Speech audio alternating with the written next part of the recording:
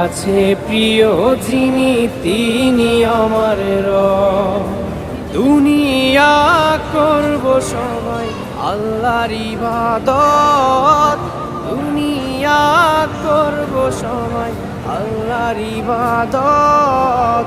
সব কিছুতে দিবেন তিনি তারই রহমত, সব কিছুতে দিবেন তিনি তারই রহমত।